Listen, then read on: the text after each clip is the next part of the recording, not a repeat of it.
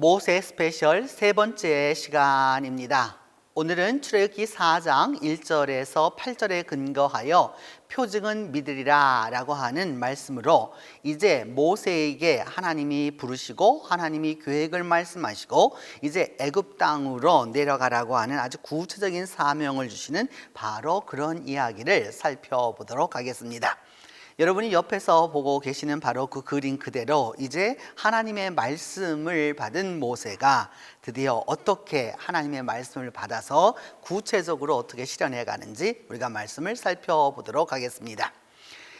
1절은 이렇게 말씀하고 있습니다. 모세가 백성들 안 믿을 것을 말하다. 모세는 먼저 이야기합니다. 하나님께 이렇게 이야기합니다. 본인이 그래 하나님의 말씀에 순종해서 갑니다. 그래서 내려가면 애굽에 가면 백성들이 저를 다 받아주면 좋겠지만 그 백성들이 저를 믿지 않고 또 내 말도 듣지 않고 말하기를 오늘 지금 제가 하나님을 뵙고 있지만 하나님이 내게 나타나지 않았다라고 하면은 어떻게 하겠습니까? 라고 그 모세의 근심을 이야기하는 것입니다.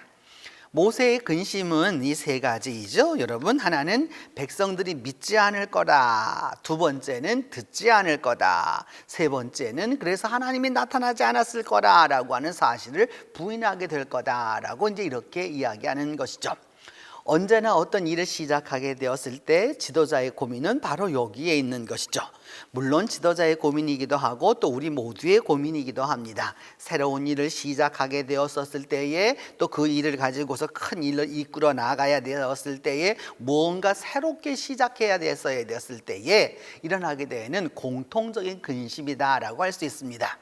첫 번째는 믿지 않는 것이죠. 그 사람들이 내가 하는 이야기에 대하여서 나의 생각에 대하여서 나의 계획에 대하여서 믿지 않는 겁니다. 그래서 여러분 소위 그 신뢰 관계가 형성이 되지 못한다라고 하는 것을 제가 그 영어로 트러스트가 이렇게 흔들리는 그런 장면을 이렇게 그 그림으로 그려 놓았는데 믿지 않는 것입니다. 믿지 않는 것에서부터 여러분 모든 문제가 발생하는 것이죠. 사람은 여러분 믿지 않으면 그 사람을 사용해서는 안 되는 것이죠. 그리고 또 내가 그 사람을 사용하기로 마음 먹었으면 그 사람을 믿어주어야 하는 것이죠. 언제나 우리가 그 인생을 살아가면서 함부로 믿어서도 안 되지만 믿어야 할 사람을 믿지 못하는 것 또한 어리석음이라고 할 수 있습니다.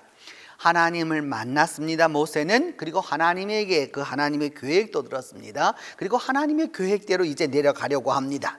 그랬을 때에 하나님이 보냄을 받은 이 모세를 믿지 않는다. 누구에게 문제가 있는 것입니까? 백성들에게 문제가 있다라고 하는 것을 보여주는 것이죠. 그리고 이 믿지 않는 사람은 그 다음 어떻게 되느냐? 듣지를 않습니다. 무슨 말을 해도 듣지 않습니다. 이런 일이 일어난다라고 아무리 말해도 듣지 않습니다. 이런 일이 일어난다고 이야기해도 듣지 않습니다. 이런 일이 일어난다고 아무리 그것을 이야기해도 듣지 않습니다. 듣지 않는 것은 고집이고 여러분 고집은 죄에서부터 출발하는 것입니다. 때때로 우리는 옹고집이다 라고 하는 말을 이렇게 쓰게 되는데 좋지 않은 뜻이죠. 여러분 너무 귀가 가벼워서 이 말도 듣고 저 말도 듣고 또 이렇게 줏대 없이 행동하는 것도 문제가 되겠지만 듣지 않는 것 또한 문제입니다. 특별히 여러분 신앙생활을 하면서 고정화된 신앙관을 갖거나 아주 이렇게 한마디로 말하면 굳어버린 완전히 이렇게 고형화된 신앙관을 갖고 있는 사람들에게 특징은 뭐냐 하면 듣지 않는 것입니다. 그 어떤 이야기를 해도 듣지 않습니다. 결국 그들에게는 뭐냐? 하나님의 구원이 이르기가 어렵다라고 말할 수 있습니다. 그렇게 되면 뭐라고 말하느냐? 다른 사람은 다 맞다라고 얘기해도 아니다라고 이렇게 얘기하게 되는 거죠. 사실을 부정하게 되는 것입니다. 사실을 부정함으로써 뭐냐 하면 하나님을 만난, 그래서 하나님에게 명령을 받고 하나님의 사명을 받아서 오게 된 이 모세를 향하여서 아니다라고 하는 하나님의 만난 사실 자체를 부정하게 만드는 것입니다. 여러분 믿는 것, 함부로 믿는 것은 어리석음이지만 아무것도 안 믿으려고 하는 것은 죄입니다. 하나님이 보낸 사람을 하나님이 보냈다라고 믿고 깨닫는 것이 바로 믿음이기 때문입니다.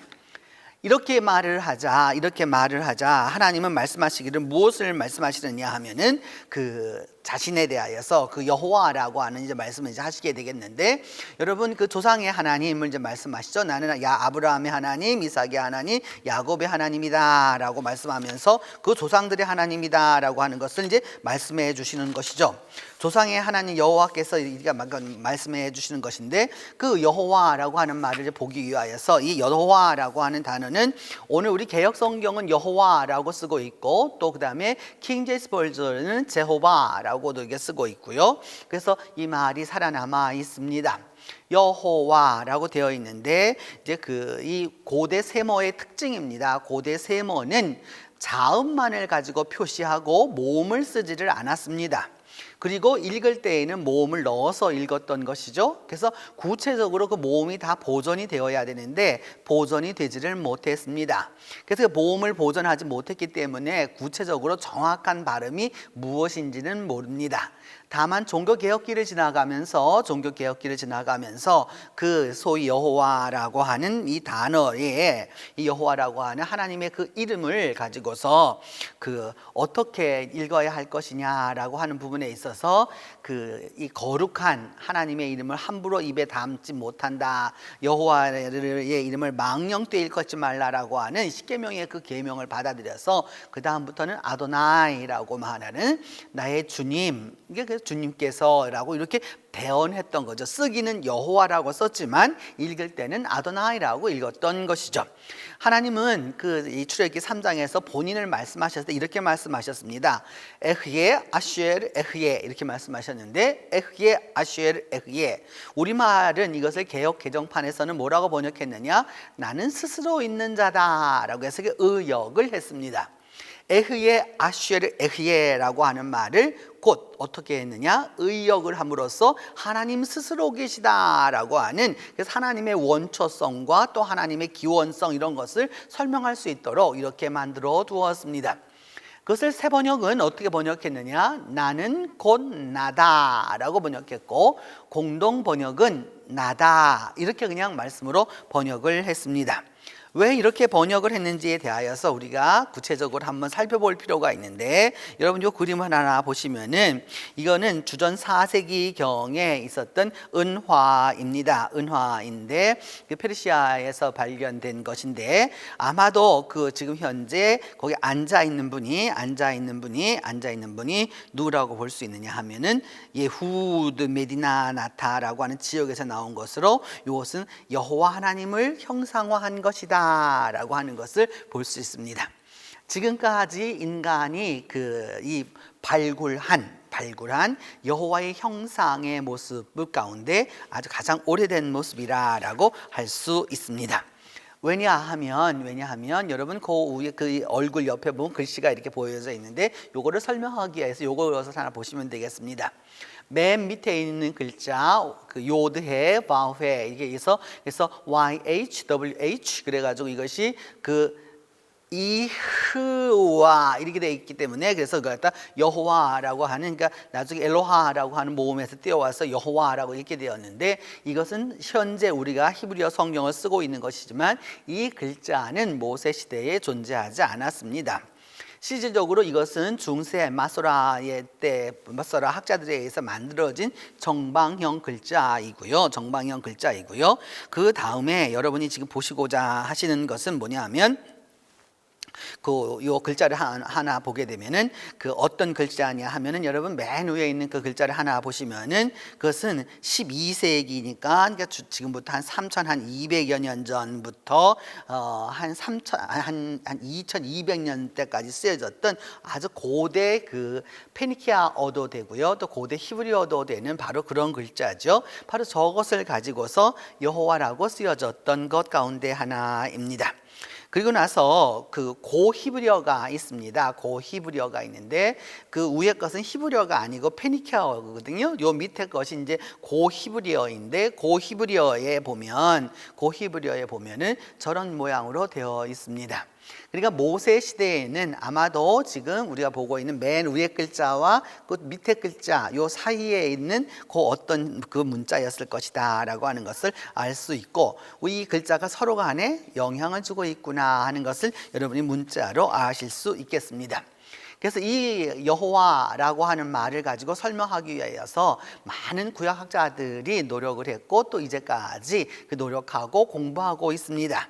그래서 에흐예 아쉘 에흐예라고 하는 이 여호와라고 하는 말을 갖다 쓸 때 어떻게 번역을 했느냐, 영어로는 I am that I am 이렇게 번역을 했고요. 또 I am that I will be 또는 I will be that I am 이렇게 번역을 했습니다. 왜냐하면 에흐예라고 하는 동사가 어떤 것이냐면 하야라고 하면 영어의 비동사, 존재를 말하는 그 비동사와 똑같은 의미를 갖고 있는 것인데, 그 비동사의 미완료형이기 때문입니다. 히브리어는 시제를 두 개를 갖습니다. 하나는 완료형, 하나는 미완료형. 이것을 가지고서 과거, 현재, 미래를 다 표출해 가면서 이게 사용하는 것인데, 여러분 왜 중국어에는 시제가 없지 않습니까? 시제가 없고 단지 그 시제를 나타내는 부사어나 여러 단어를 집어넣어서 시제를 표현하는 것처럼 그 언어마다 다 특징이 있기 때문에 다릅니다. 그래서 I am that I am 이라고 하는 말은 나는 나다 라고 하는 말이죠. 나는 나다 라는 말이 되고요. I am that I will be는 뭐냐 하면 나는 지금 존재하는데 앞으로도 존재할 것을 미리 얘기하고 있는 것이죠. 이렇게. 그리고 뭐냐 하면은 또 I will be that I am은 뭐냐 하면 현재 존재하는 것처럼 앞으로도 나는 존재할 것이다 라고 이렇게 해석을 하는 것이죠. 결국 이것을 통해서 우리가 기억할 수 있는 것은 뭐냐 하면 여호와라고 하는 하나님은 현재적 하나님일 뿐만 아니라 또 더불어서 미래적 하나님이시다 라고 하는 것을 우리가 알 수 있습니다. 그래서 1975년부터 1912년까지 그 발굴이 이루어진 쿤틸렛 아즈룻이라고 하는 시나이 반도에서, 그러니까 이스라엘 땅과 그 시나이 반도로 이집트로 들어오게 되는 바로 이집트 들어와서 얼마 안 되는 그 지역에서 이것이 발견되었죠. 쿤틸렛 아즈룻이라고 하는 것이 이 지역에서 발견되었는데, 여기에 이제 성소가 있었을 것이다라고 생각하는 것은 바로 밑에 있는 이 도편이 발견되었기 때문입니다. 그 도편이 발견되었고 그 도편 위에 또 그 뭐가 쓰여져 있느냐 하면은 그 주전 그 9세기, 이게 지금부터 한 2,900여 년 전에 그 800여 년 전에 그 글씨들이 쓰여 있기 때문이죠. 여기에서 보면 앞에 또 그다음에 뒤에 이렇게 그 모습이 보여지고 있는데, 소의 모습으로 나타나 있고 또 그다음에 뒤에 있는 신이 여신입니다. 뒤에 있는 신이 가슴을 갖고 있는 게 여신으로 나타나면서 그 여호와의 모습을 나타내주고 있는 모습이고, 이것을 보다 더 구체화시켜서 보면 바로 이제 요와 같은 모습이다라고 하는 걸 알 수 있고, 이 신과 신 사이에 이렇게 뭔가 이렇게 내려와 있는데, 이렇게 꼬리가 내려와 있는데, 그 꼬리는 어떤 뜻이냐 하면 그 당시에 애굽에도 그러했고 이쪽 지역의 사람들은 특별히 신들에게는 어떤 뜻이다고 생각했냐면, 여러분 동물로 말하면 사자와 같기 때문에 육상에서, 그래서 허리에 차고 있으면 그것이 밑으로 보이잖아요. 그래서 이는 아주 특별한 인물이다, 특별한 신이다라고 생각했던 것에부터 출발하게 되는 것입니다. 그러다가 여러분 이것은 쿰란 사동굴 120번째 파피루스에 있는 것을 가지고 직접 여러분에게 보여드리는 것인데, 뭐라고 쓴 거냐 하면은 야오라고 되어 있는 겁니다. 그러니까 그 주전 1세기에 어떻게 읽었느냐, 이 글자를 읽을 때 여호와라고 읽지 않고 야오라고 읽었다고 하는 것이죠. 바로 우리가 이제 이런 여러 가지를 통해서 요즘은 야훼라고 읽는 분들도 계시고 야훼라고 읽는 분도 계시지만, 정확히 말하면 아직까지는 우리는 알 수 없습니다. 중요한 것은 여기에 있는 것이죠. 우리가 하나님이라고 하는 그 이름을, 또 그리고 여호와라고 하는 이름을 함부로 불러서는 안 되겠다라고 하는 부분은 아주 분명한 사실입니다. 너무도 가볍게 하나님의 이름을 부른다라고 하는 것은 옳지 못하다라고 할 수 있습니다. 이렇게 모세가 걱정을 하자 하나님이 사인을 보여주십니다. 하나님이 사인을 보여주시는데 지팡이가 뱀이 되는 것이죠. 그래서 한 모세에게 하나님이 묻습니다. 내 손에 있는 게 무엇이냐? 그러니까 지팡이입니다. 그러니까 땅에 던져라 라고 말하니까 땅에 던지니까 어떻게 되었느냐? 뱀으로 변화합니다. 그래서 그 뱀을 피하려고 하니까 모세에게 하나님 말씀하시기를 꼬리를 잡아라 이렇게 말합니다. 꼬리를 잡으라고 말하고, 그리고 잡으니까 지팡이가 되었다라고 이렇게 말씀하고 있습니다. 그러면서 말씀하시기를 나는 조상들의 하나님, 아브라함의 하나님, 이삭의 하나님, 야곱의 하나님 여호와가 내게 나타난 줄을 믿게 하는 표징이다라고 이제 말씀을 하시는 것입니다. 소위 여기에 지팡이라고 하는 단어가 나오게 되는데, 이 지팡이라고 하는 거 하나 보시기 위하여서 여기에 보시면 이것은 지금부터 18왕조 시대의 것이기 때문에 18왕조, 19왕조에 이르러서 이 지팡이가 많이 나타나게 되는데, 여러분 그 이집트는 나무가 풍성한 곳이 아니었습니다. 고대로부터. 물론 이것이 언제부터 사막화, 사하라가 사막이란 뜻인데 언제부터 사막화되어 있는지는 정확히 모르지만은 분명한 사실은 그 이집트는 나무가 풍성한 때가 아니었습니다. 소위 인류가 문화를 갖고 나오면서부터 그것이 그렇게 한 지역이 아니었거든요. 신왕국 시절에 와서 특별히 이제 드디어 이 지팡이 문화가 이루어지게 됩니다. 그래서 이거는 18왕조 시대의 것으로, 그러니까 북부 이집트니까, 그러니까 우리로 말하면은, 그러니까 여러분 이 이집트는 남반구에 있잖아요. 남반구에 있으니까 우리를 보면 밑에 있는 것인데, 지도를 보게 되면 바로 그와 같은 것인데, 그 이름이 뭐냐 하면 마떼라고 이제 보통 읽게 됩니다. 마떼 이렇게 읽게 되는데 신왕국 시대의 특징인 것이죠.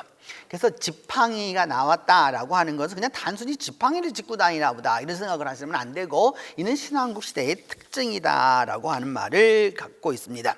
지팡이는 성경 안에서 여러 가지 면으로 사용됩니다. 유다가 다말에게 들어가게 될 때 그때 다말이 요구한 것이 있죠. 그래서 내가 뭘 담보물로 줄까? 그랬더니 당신의 손에 있는 지팡이로 하라라고 해서 그 이미 지팡이라고 하는 것이 이들의 문화설들 가운데 이미 존재했구나 하는 것을 알 수 있습니다.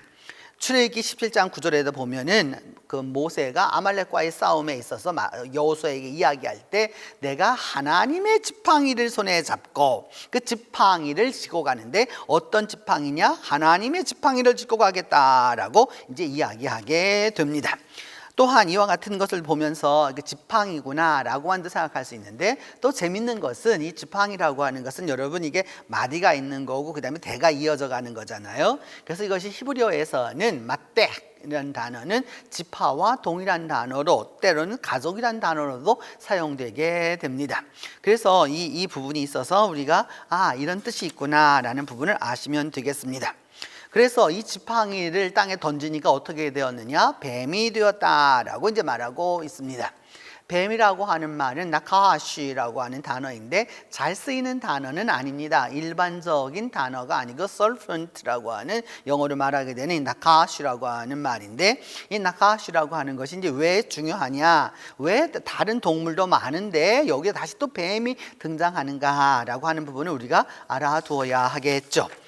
출애굽기 4장 3절 오늘 본문 말씀에 의하면 하나님이 땅에다가 그걸 던져라, 그러니까 땅에 던지니까 뱀이 되었고 그 뱀 앞에서 피하였다라고 말하는 것을 볼 때, 이 뱀은 여러분이 조금 전에 보셨던 대로 어떤 뱀이었느냐? 이는 코브라와 같은 독사였을 것입니다. 그렇지 않으면 굳이 뱀을 피하지 않았겠죠? 그 독이 없는 뱀이었다면.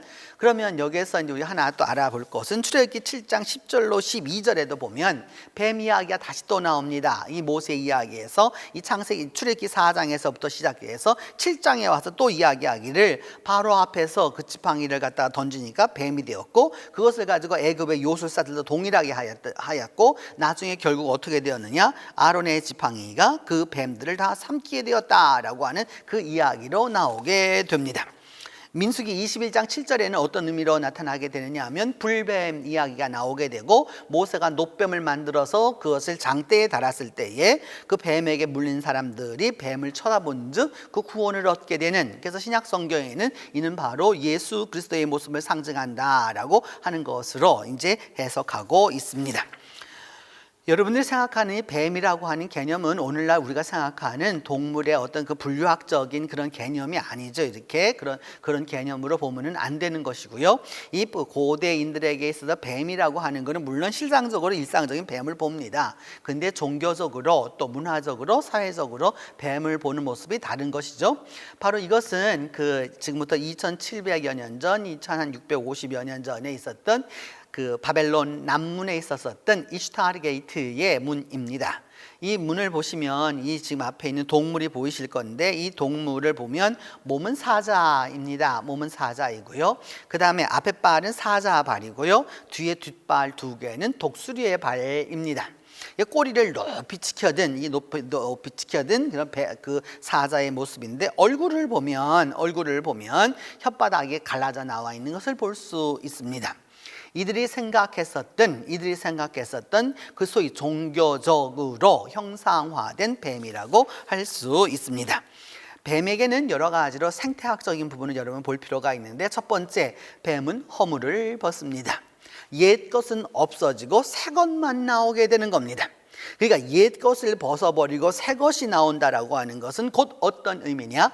죽지 않는다라고 하는 의미를 갖게 되는 것입니다. 더불어서 뱀의 알을 보시면은 이와 같이 여러 알들을 갖게 되는 것이죠. 이렇게 결국 뱀 한 마리에게서 이 많은 뱀의 그 자식들을 보게 되는 것으로서 다산과 축복과 풍요의 상징으로 이제 그들은 받아들이게 됩니다. 세 번째로는 요즘은 우리가 이제 이와 같이 독을 받을 수 있지만 이게 뱀의 독에 물리게 되면 고대 사회에 있어서는 인간이 다룰 수 있는 영역이 아니었습니다.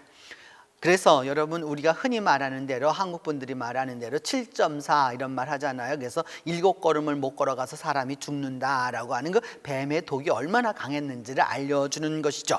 고대인에게 있어서는 곧 이 뱀은 그렇기 때문에 어떤 영역이었느냐? 신의 영역이었던 것이죠. 바로 이와 같은 것들을 전부 다 포괄적으로 보면서 하나님은 그것을 딱 만들라고 말하고 그것을 가지고서 이제 잡으라고 하는데 아주 독특합니다. 뱀을 잡을 때에는 여러분 지금 그림에서 보시는 대로 머리를 잡아야지 꼬리를 잡으면 되지 않습니다. 꼬리를 잡으면 뱀은 그 머리가 거꾸로 돌아가서 이 뱀의 꼬리를 잡고 있는 사람의 손을 물 수 있기 때문에 절대 그래서는 안 되는 것이죠. 여기에는 하나님에 대한 전적인 신뢰가 있다라고 하는 것을 볼 수 있습니다. 그냥 행위 하나로 끝나는 것이 아니라 행위 하나하나가 의미를 갖고 있기 때문입니다. 그래서 하나님은 말씀하시기를 나는 조상들의 하나님이라 라고 말씀하는데 옛적에 만들어 놓은 그림입니다. 그래서 아브라함과 이삭과 야곱이라고 하는 이스라엘의 그 아주 위대한 위대한 족장들 세 분을 만들어 놓은 것이다 라고 할 수 있습니다. 그래서 창세기 28장에 보면 야곱에게 나타나셨을 때 하나님은 말씀하시기를 어떻게 말씀하시느냐? 나는 너의 조부 아브라함의 하나님이고 이삭의 하나님이다 라고 말씀하십니다.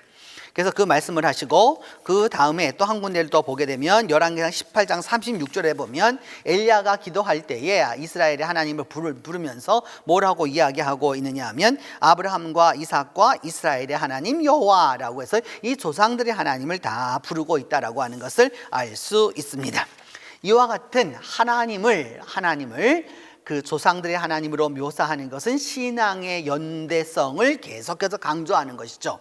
오늘 2022년 이 말씀을 전하는 저에게 있어서 또 우리 한국 교회에 있어서 그리고 세계 교회에 있어서 아주 필요한 하나님은 바로 이 하나님입니다. 조상들의 하나님입니다. 오늘날 조부모가 조손들에게 할아버지 할머니가 손자 손녀들에게 신앙을 전수하지 못합니다. 부모가 자식의 신앙을 전수하지 않아요. 여기에 문제성이 있는 것이죠. 신앙은 전수되는 것이에요. 자기 스스로 깨달아서 자기 스스로 찾아서 자기 스스로 뭔가 하기에는 어려운 것입니다.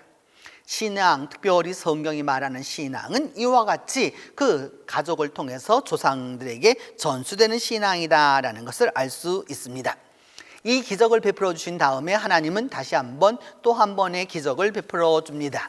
그것은 나병이 이제 발병하게 되는 것인데, 성경 안에서 이 나병이라고 하는 것은 이제 오늘 성경은 말하기를 하나님이 내 가슴 속에다 손을 넣어라. 그러니까 손을 넣었더니 내어 보니까 손이 어떻게 되었느냐? 하얗게 변했다라고 이렇게 말하고 있습니다. 그러니까 눈처럼 하얗게 되었다. 그러니까 피가 통하지 않았다는 말이죠. 여러분, 피가 통하지 않게 되는 이제 그런 모습이어서 다시 집어넣으라 그러니까 본살이 되었다라고 해서 이제 이렇게 나병이라고 표현하게 되는데, 성경에서 구약 성경이 말하는 나병은 오늘날 우리가 알고 있는 그 나병, 흔히 말하는 한센시병과 꼭 같지는 않습니다. 모든 피부병을 일컬어서 나병이라고 통칭적으로 다 말하는 병이기 때문입니다. 그래서 이 짜라라고 하는 이 짜라 나병이라고 하는 히브리어를 갖고 제가 소위 이스라엘 사람들을 오늘날 이 개념을 어떻게 쓰고 있나라고 하는 것을 찾아보았더니, 이 짜라라고 하는 것은 바로 이와 같은 것입니다. 이 사람이 어떤 피부병이 있겠죠. 그 피부병은 정확히 모르지만 그 피부가 다 일어나게 되는 바로 이런 것을 일컬어서 오늘날 현대 히브리어에서는 이 짜라가 바로 사용되고 있다라고 말할 수 있습니다. 성소시대의 것은 여러분 상상할 수밖에 없는 것이죠. 왜냐하면 통칭적으로 말한 것이었기 때문에 눈처럼 되었다라고 해서, 그러니까 전체가 하얗게 된 건지 부분적으로 하얗게 된 건지 이것을 우리가 알 수는 없기 때문입니다. 그래서 이 나병에 걸리게 된 것이 한 번 더 나오게 되죠. 민수기 22장에 보면 모세가 구스여인을 취하였을 때 그것을 비난하였던 그때에 아론이 미디암이 그 나병에 걸려서 그렇게 되었었을 때 이제 이게 하얗게 되었다라고 하는 그것이 나타나게 되는 것이죠. 이렇게 모세에게 하나님은 두 가지로 그 표징을 사인을, 요즘 말로 하면 사인을 알려주십니다. 그러면서 말씀하시기를, 만약 그들이 이제 믿지 아니하면 첫 번째 표징, 그 뱀의 표징은 믿지 아니하여도 그 다음 표징은 믿을 것이다 라고 이렇게 말씀합니다. 이 표징이라고 하는 단어는 옛 단어여서 좀 어렵긴 하지만 히브리 말로는 오트라고 말하게 되는데, 그 오트라고 하는 말은, 여러분 이 표징이라고 하는 말은 구체적으로 어떤 뜻이냐 하면은 이 경계를 긋다라는 말하고 같은 말입니다. 그러니까 이것이 표시를 낸다라고 하는 거죠. 이렇게. 그런데 우리 말로 쓰면서 표징이라고 하는 단어를 썼기 때문에 어렵습니다. 민수기 34장 10절이 말하기를 경계는 이르고 이렇게 표현되어 있는데, 우리 말로 하면 경계를 긋고 이런 뜻과 같은 의미이기 때문입니다. 그래서 이렇게 표징이라고 하는 단어는 뭐를 보면 아실 수 있느냐 하면은 요 이렇게 서 있으면 요도 이렇게 쓰여 있고, 그 다음에 이스라엘 깃발이 있으면 이것은 뭐에 대한 표징이냐? 이스라엘이라는 말의 표징이다라고 하는 것을 우리가 알게 됩니다. 또 더불어서 이게 레쉬라고 하는 이 단어를 쓰게 되면은, 레쉬라고 하는 것은 뭐의 그 표징이냐, 저게 써 있으면 뭐라고 있는 것을 알아야 되느냐, 라비라고 하는 것으로 알고 있어야 한다라는 것이죠. 그러니까 이 표징이라고 하는 것은 본체를 알려주진 않지만 저것을 보게 될 때 그 본체를 이해할 수 있다라고 말하는 것이죠. 하나님은 말씀하시기를 첫 번째 표징을 통해서는 사람들이 이해를 하지 않아도, 믿지를 않아도 두 번째 표징을 가지고서는 반드시 어떻게 될 거냐? 알게 될 거다라고 이렇게 말씀하고 있습니다. 여러분이 오늘 본문을 통해서 우리가 알게 되는 것은 모세에게 하나님이 나타나셔서 직접 아주 기적을 베풀어 주시는, 두 번의 기적을 베풀어 주시는 아주 확실한 장면입니다. 그래서 우리 기적이라고 하는 것에 있어서 우리 여러 가지 살펴볼 수 있는 것 가운데서 우리 이거 보면 조선 예수교회 이적 명증이라고 하는 책이 있습니다. 1921년판 책인데, 제가 이 책을 영인본으로 만들었죠. 영인본으로 만들어서 그때에 1921년도 우리 조선 예수교 장로회가 그때에 당시에 많은 기적을 베풀어 주셨던 목사님은 김익두 목사님입니다. 김익두 목사님은 평안도 분이었죠. 그분이 경상도에 와서 오늘 우리 동신교회가 위치하고 있는 이 지역에 와서 여러분 많은 집회를 하고 또 많은 기도를 통해서 이적을 얻게 되었습니다. 그 이적 명증에 의하면 여기 보면은 김해군 녹산면, 여기 가깝죠. 녹산, 여기 가까운데 그 녹산에서 5년 된 안질이 치유가 되었다. 그러면서 그 아이가 10살 11세라 이렇게 되어 있죠. 그냥 기적이라고 믿은 것이 아니라 그 기적을 받아서 확실하게 나은 사람들을 이처럼 교회가 보증을 했었다라고 하는 것을 알 수 있습니다. 여기 보면 마산에서 있었던 분인데 이분은 여성이었어요. 홍선이라고 하는 분인데 그 14세인데 목에 병이 있었는데 그 목병이 낫게 되었다라고 이렇게 표현하고 있습니다. 그 다음에 보면 여기는 여러분 진영이에요. 지금 보면 진영이에요. 예, 김해 진영인데 뭐냐면 저 아이가 다리가 이게 벗정다리라고 썼어요. 이렇게 그러니까 다리가 굽혀지지 않았다는 뜻이겠죠. 그 굽혀지지 않았던 그 다리가 4년 동안 벗정다리였는데 그 다리가 굽어지게 되었다라고 하는 내용을 싣고 있는 것이죠.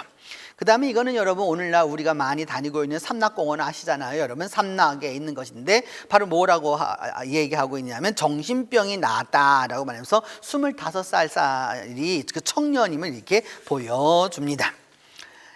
우리 한국 초기 교회가 이처럼 여러분 기적과 이사와 표적이 있었으면서 그것을 보다 더 명확하게 증언하고 증거하기 위하여서 오늘 성경 말대로 두 번째 표적은 믿으리라라고 말씀하셨던 것처럼 오늘 후대 우리 교회에게 남겨준 것은 굉장한 유산이라고 할 수 있습니다. 오늘날은 그저 아무 데서나 기적이 일어난다라고만 하고 그 이적에 대해서 확실한지 안 한지 확인하지 않고 있기 때문에 많은 문제가 발생하고 있기 때문입니다.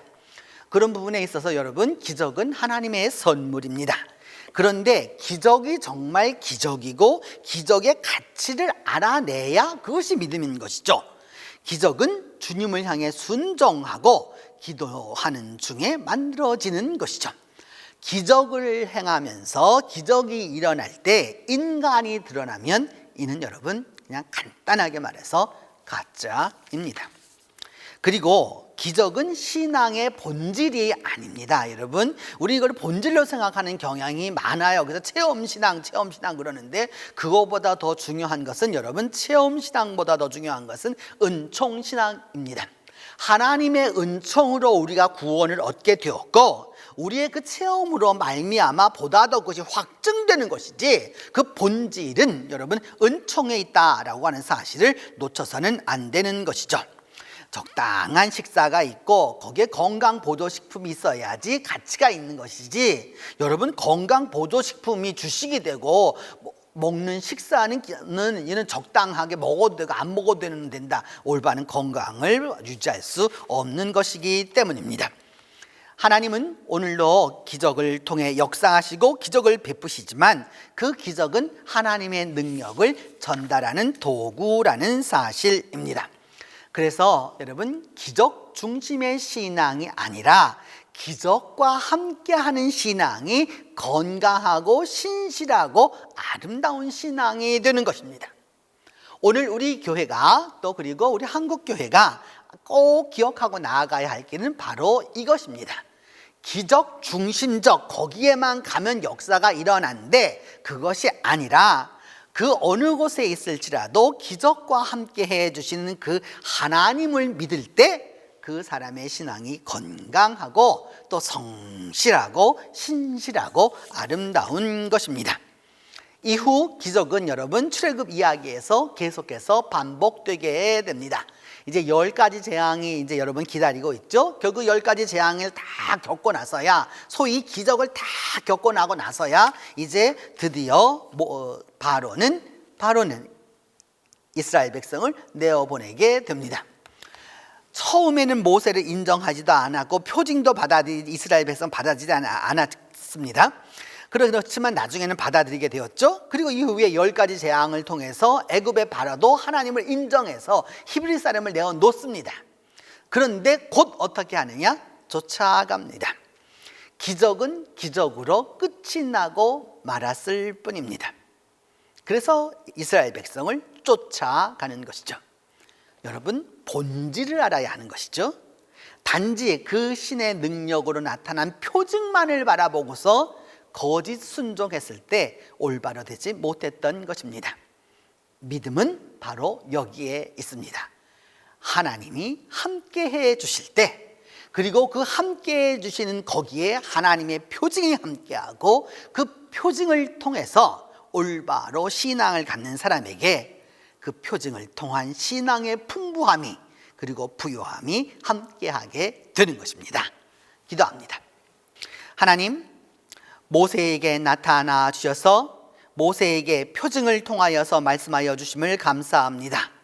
뱀을 통하여 또 그리고 나병을 통하여서 하나님께서 살아계심과 하나님의 능력을 보여주셨던 것처럼 오늘도 우리들의 삶 속에서 이 모세의 하나님이 함께 하심으로 말미암아 모세의 하나님이 나의 하나님의 힘이 되어 주셔서 나아갈 수 있도록 하나님이 도와주시옵소서. 그리함으로 말미암아 믿음 안에서 우리 모두가 올바로 서게 하여 주시고 기적 중심적 신앙이 아니라 기적과 함께하는 신앙으로 나아가 하나님께 영광을 돌려드리는 우리 모두가 될 수 있도록 하나님이 도와주시옵소서. 우리 주 예수 그리스도의 이름으로 기도합니다.